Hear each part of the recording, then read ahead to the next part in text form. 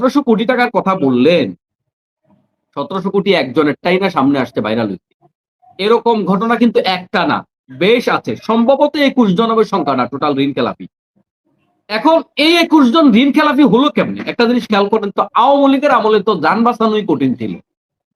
আওয়ামী লীগের আমলে তারা ব্যবসায়ী করলো কেমনে, লোন নিলই কেমনে, খেলাপি হইলো কেমনে? তার মানে এই লোকগুলো আওয়ামী লীগের সুযোগ সুবিধাভোগী। বড় আফসোস লাগে, বড় আফসোস লাগে যে যেই লোকগুলো আওয়ামী লীগের সুযোগ সুবিধাভোগী, এই লোকগুলো আবার বিএনপির মনোনয়ন পায় কেমনে? 1700 কোটি টাকার দুর্নীতি। 1700 কোটি টাকার দুর্নীতি একজন না, আরো বহু আছে, কয়েক হাজার কোটি টাকা। রাহমাতুল্লাহি ওয়া বারাকাতুহু। সম্মানিত প্রিয় সঞ্চালক এনামূলক মনির ভাই, জনাব মেজর আফসারী সাহেব, দেশ প্রবাস থেকে আমাদেরকে যারা শুনছেন দেখছেন সবাইকে আসলে মোবারকবাদ জানিয়ে কথা শুরু করছি। তো কাজী মনিরুজ্জামান ভাই তো ছিলেন, যদি থাকলে আরো ভালো লাগতো। আসলে আমরা ৫৪ বছর পরেও বাংলাদেশটাকে স্বাধীন করতে পারিনি। এটা হলো সবচাইতে বড় আফসোস। যে সমতার জন্য আমরা আমরা যদি আগে যারা এই সমস্ত বক্তব্য দিয়েছে স্বাধীনতার পক্ষে বিপক্ষে, তাদের ভাষায় যদি বলি, তাহলে লাখ লাখ শহীদ হয়েছে। যদিও কথা সত্য নয়।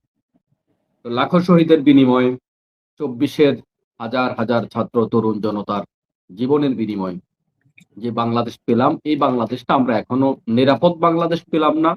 এখনো ইনসাফের বাংলাদেশ পেলাম না। এখানে তো কোন দল কিংবা আমরা যারা আজকে কথা বলার জন্য এখানে একসাথ হয়েছি, আমরা তো কাউকে হেয় করার জন্য এখানে একসাথ হইনি। আমরা ন্যায়টা চাই। আমরা তো এটা চাই না যে বিএনপির প্রার্থীদের মনোনয়ন অবৈধ করে জামাত, এনসিপি, এক্সওয়াইজেড কোন দলের মনোনয়ন বৈধ করুক। এটা বলার জন্য তো আমরা এখানে বসিনি। আমাদের চাওয়াটা হচ্ছে ইনসাফ হোক। এবং এই ক্ষেত্রে যদি জামাত ইসলামীর গতকালকে ডাক্তার সৈয়দ আব্দুল আহমদ তাহের ভাই, জামাতের নায়েবে আমির, তিনি এই কথাটা বলেছেন। এই দোষে দুষ্ট যদি জামাতের কোনো প্রার্থীও হয়, আপনারা তাদের প্রার্থীতা বাতিল করেন, কোনো সমস্যা নাই। এইটাতে অসুবিধা কোথায়? আরেকটা বিষয়, এই যে 1700 কোটি টাকার কথা বললেন, 1700 কোটি একজনেরটাই না সামনে আসছে ভাইরাল হইতে। এরকম ঘটনা কিন্তু একটা না, বেশ আছে। সম্ভবত 21 জনের সংখ্যা না টোটাল ঋণ খেলাপি। এখন এই 21 জন ঋণ খেলাপি হলো কেমনে? একটা জিনিস খেয়াল করেন তো, আওয়ামী লীগের আমলে তো যান বাঁচানোই কঠিন ছিল। আওয়ামী লীগের আমলে তারা ব্যবসায়ী করলো কেমনে, লোন নিলই কেমনে, খেলাপি হইলো কেমনে? তার মানে এই লোকগুলো আওয়ামী লীগের সুযোগ সুবিধাভোগী। বড় আফসোস লাগে, বড় আফসোস লাগে যে যেই লোকগুলো আওয়ামী লীগের সুযোগ সুবিধাভোগী, এই লোকগুলো আবার বিএনপির মনোনয়ন পায় কেমনে? আওয়ামী লীগের সুযোগ সুবিধাভোগী লোক বিএনপির মনোনয়ন পায় কেমনে? আমরা দেখতে পাচ্ছি সরাসরি, এতদিন গোপন ছিল, এখন ওপেন, সরাসরি বিএনপি আওয়ামী লীগকে নিজেদের দলে ঢুকাচ্ছে, নিজেরা তাদের পাহারা দিচ্ছে এবং আওয়ামী লীগকে ভোট দেয়া বিএনপিকে ভোট দেয়া একই কথা, এই কথা প্রচার করছে। আরো কত জালিয়াতি যে প্রচার করছে এটা কোনো হিসাব নাই। গত মাসখানেক ধরে তারা অন্যদেরকে মবের রাজনীতি করে বলে আসছে, কিন্তু আদালতের সামনে, প্রধান উপদেষ্টার বাসভবনের সামনে আজকে যে 3টা দাবি নিয়ে গিয়েছে, কোনটা যৌক্তিক আপনি বলেন? বিশ্ববিদ্যালয়ের নির্বাচন বন্ধের এই চেষ্টাটা কেন, কি প্রয়োজন? তারপরে পোস্টাল ব্যালট নিয়ে তাদের আন্দোলন, তারপরে নির্বাচন কমিশনের নিরাপত্তা নিয়ে কোন জায়গায় এই যে যুক্তিগুলো, একটাও তো যৌক্তিক কোনো আবদার না। তো এগুলা কি মব হয় না? আপনি তো আন্দোলন করবেন, সংগ্রাম করবেন, রাজনৈতিক গণতান্ত্রিক কর্মসূচি দেবেন, সেটা যৌক্তিক ওয়েতে হতে হবে। আপনারা যেটা করছেন এটা যৌক্তিক ওয়েতে। আজ থেকে বছর খানেক আগে আপনাদের মনে থাকবার কথা দর্শকদের, যে বারবার করে জামাত সহ অন্যান্য দলের লোকদেরকে, জামাত যখন সংস্কারের কথা বলেছে, তারা বারবার করে বলতো যে আপনারা নির্বাচন চান না, আপনারা নির্বাচন চান না। জামাত বারবার করে বলছে যে আমরা নির্বাচন চাই রে ভাই, সমস্যা হচ্ছে আমরা সংস্কার করে নির্বাচন চাই, যেন তেন নির্বাচন চাই না। তারপরেও বিএনপির বুলি মুখ থেকে সরতো না যে না আপনারা নির্বাচন চান না, আমরা তাড়াতাড়ি নির্বাচন দেন, কালকেই নির্বাচন দেন। মানুষ বললেও কয় নির্বাচন দিলে সমাধান হয়ে যাবে, মানুষ অ্যাক্সিডেন্ট করলেও কয় নির্বাচন দিলে সমাধান হয়ে যাবে, যাই গটুক বক্তব্য একটা, ভাই নির্বাচন দিলে সমাধান হয়ে যাবে। স্বামী স্ত্রী ঝগড়া হয়েছে, কয় ভাই নির্বাচন দেন সমাধান হয়ে যাবে, কথা একটাই, নির্বাচন দিলে সমাধান হয়ে যাবে।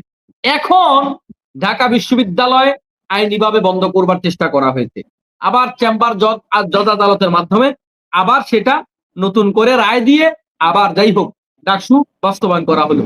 জাহাঙ্গীরনগর বিশ্ববিদ্যালয়, আপনারা এত গণতান্ত্রিক, আপনারা শিক্ষকদের সাথে বিএনপির নেতারা মিটিং করেছে, ছাত্র দলের কেন্দ্রীয় নেতা সেখানে অবস্থান করেছে। রেজাল্টটা এই 8,000 ভোট গণনার জন্য 3টা দিন আটকে রেখে মানুষকে কষ্ট দিয়েছে।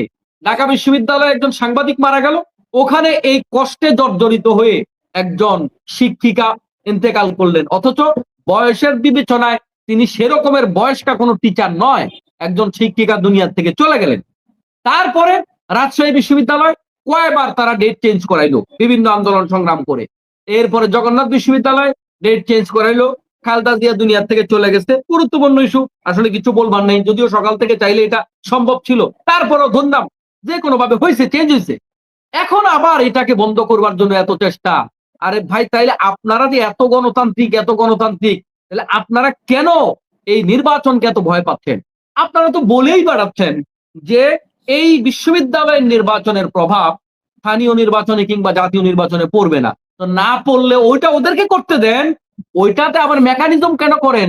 আর চুরি করলে তো এমন চুরি করবেন যেন ধরা না খান, এমন চুরি কেন করেন যে ধরা খেয়ে যান? আবার যাদেরকে ডেকে তারেক রহমান সাহেব মিটিং করেছেন, তারা আবার এসে বলে দেয় যে আমাদেরকে ডেকে নিয়ে মিটিং করেছে, এরপরে আমাদেরকে বসে যেতে বলেছে। এরকম চুরি করে লাভ কি যে চুরি ফাঁস হয়ে যায়? এখন 1700 কোটি টাকার দুর্নীতি, 1700 কোটি টাকার দুর্নীতি একজন না, আরো বহু আছে, কয়েক হাজার কোটি টাকার দুর্নীতি। এগুলা তো হবেই। কেন হবে জানেন? আজকে হারুন ইজাজ সাহেবের বাবার একটা বক্তব্য আমি শুনেছি, মাওলানা ইজহার চৌধুরী। আমি এনামুল ভাইকে লিঙ্কে আর কি বলে যে আমি আপনাকে মেসেঞ্জারের প্রয়োজনে সেই বক্তব্যটা দিব। সেখানে হারুন ইজাজ সাহেব, মুফতি হারুন ইজাজ কি বলে যে ইজাজ চৌধুরী সাহেব, তিনি বলেছেন আজ থেকে অনেক বছর আগে, মানে যখন জোট সরকার, এর আগে জোট সরকার যখন ক্ষমতা ছিল, তখন তারেক রহমান সাহেব তার থেকে কত কোটি টাকা, ঠিক একজাক্ট ফিগারটা আমার মনে নেই, তবে আমি আপনাকে পরবর্তীতে আমি মনে করাই দিতে পারি। তারেক রহমান সাহেব সরাসরি চাঁদা নিয়েছেন, সম্ভবত 20 লাখ, তৎকালীন 20 লাখ টাকা সরাসরি চাঁদা নিয়েছেন। এখন একটা দলের প্রধান যখন, তিনি আফসোস করে বললেন, একটা দলের প্রধান যখন চাঁদাবাজ হয়, তখন এই জাতির জন্য কি অপেক্ষা করতেছে ভবিষ্যতে? যিনি নিজের সিদ্ধান্ত নিজে নিতে পারেন না, পাশের দেশের সিদ্ধান্তে যিনি বাংলাদেশে আসেন, আর যিনি নিজে চাঁদার সাথে সম্পৃক্ত, চাঁদাবাজির সাথে সম্পৃক্ত, এতদিন আমরা ওনার নাম নিয়ে বলি নাই, আজকে বাংলাদেশের বিখ্যাত একজন আলেম, সর্বজন শ্রদ্ধ আলেম, তিনার মতো মানুষ বললেন যে আমি সাক্ষী দিচ্ছি আমি সেই চাঁদাবাজের শিকার হয়েছি। এরপরে আর বলবার মতো কিছু থাকে না। যেই লোকগুলো এখন ঋণ খেলাপি করেছে, এই লোকগুলো তো অবশ্যই হাসিনারা বলে হাসিনার পাঁচারা গোলাম ছিল, অবশ্যই ভারতের গোলাম ছিল, না হয় ঋণ খেলাপি হলো কেমনে? ব্যাংক লোন দিল কেমনে? কই ব্যাংক তো তখন আমাদের লোন দেয় নাই, এদের লোন দিল কিভাবে? আর এই লোকগুলাকে বিএনপি কিভাবে সিলেকশন করলো? এগুলার থেকে আসলে সবগুলো একটা আরেকটার সাথে একসুতোয় গাথা। এরপরে আদালতের বিচারপতিরা যখন যে ভাষায় কথা বলতেন, নির্বাচন কমিশন যে ভাষায় কথা বলতেন, এগুলো তো লজ্জাজনক ব্যাপার। আপনি ঋণটা দিয়েন, আপনাকে অনুমোদন দিয়ে দিলাম, এটা কি মামু বাড়ির আপনার নাকি? আইন সবার জন্য সমান হবে, এটা কিন্তু নির্বাচন কমিশন এখনো পর্যন্ত দেখাতে পারেনি।